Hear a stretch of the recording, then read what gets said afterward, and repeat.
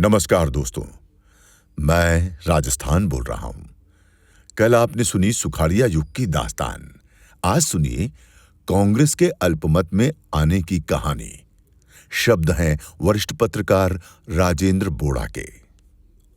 राजस्थान विधानसभा के 1967 के चुनाव कई मायनों में अपने समय की राजनीति के कठिन मोड़ वाले साबित हुए। कांग्रेस पहली बार चुनाव में अपनी सबसे बुरी स्थिति में पहुंची। इसके परिणाम बड़े दुखदायी रहे। पहली बार कांग्रेस को संयुक्त विपक्ष की कड़ी टक्कर मिली। स्वतंत्र पार्टी 48 सीटें जीतकर फिर दूसरे नंबर पर रही। जनसंघ अपनी संख्या बढ़ाकर 22 पर पहुंच गया था। संयुक्त सोशलिस्ट पार्टी पहली बार चुनावी मैदान में उतरी और 8 सीटों पर कब्जा कर लिया। इनके साथ 16 निर्दलीय जीत कर आए थे। पहली बार राजस्थान में राज्यपाल के सामने मुश्किल आई कि सरकार बनाने के लिए किसे निमंत्रण दे।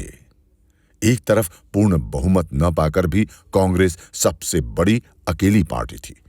दूसरी तरफ विपक्ष ने मिलकर संयुक्त विधायक दल बना लिया तथा एक होकर राज्यपाल के सामने अपने बहुमत का दावा प्रस्तुत कर दिया।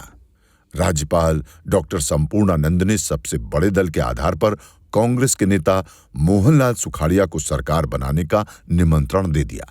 इसका असर राजनीति के गलियारों से बाहर आम जनता के बीच आ गया। एकजुट विपक्ष ने राज्यपाल के फैसले के खिलाफ जन आंदोलन छेड़ दिया। राजधानी जयपुर में विपक्ष के समर्थन में लोगों का उग्र आंदोलन हुआ।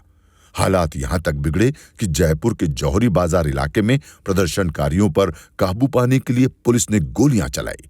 कुछ लोग मारे गए। शांत राजस्थान उबल पड़ा।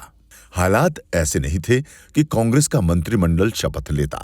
कांग्रेस विधायक दल के नेता के रूप में सुखाड़िया ने उन हालात में सरकार बनाने से इनकार कर दिया।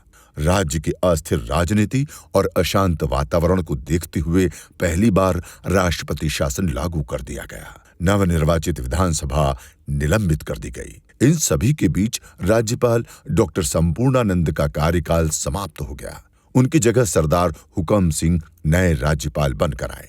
विपक्ष के विधायकों की एकजुटता लंबे समय तक नहीं चली। राष्ट्रपति शासन के दौरान राजनीति कांग्रेस विपक्ष के कुछ विधायकों को तोड़कर अपने साथ लाने में सफल रही। अपने नए संख्या बल के आधार पर सुखाड़िया ने सरकार बनाने का दावा फिर से पेश कर दिया।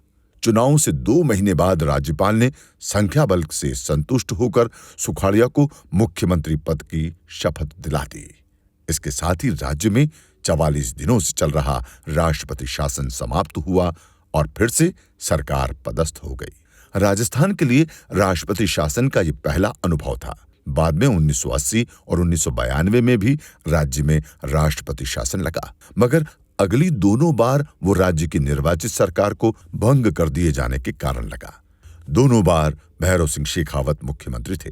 केंद्र में जनता पार्टी की सरकार के असफल होने के बाद कांग्रेस फिर सत्ता में आई। उसने राज्य में शेखावत के नेतृत्व में चल रही जनता पार्टी की सरकार को भंग कर दिया।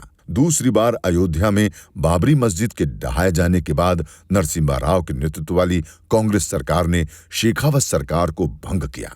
राज्य में पहली बार लगे राष्ट्रपति शासन के बाद सुखाड़िया ने सरकार तो बना ली, मगर ये उनके युग के अंत की शुरुआत थी। क्या थी वे घटनाएं जो इस युग के अंत का कारण बने? सुनिए कल 6वें भाग में।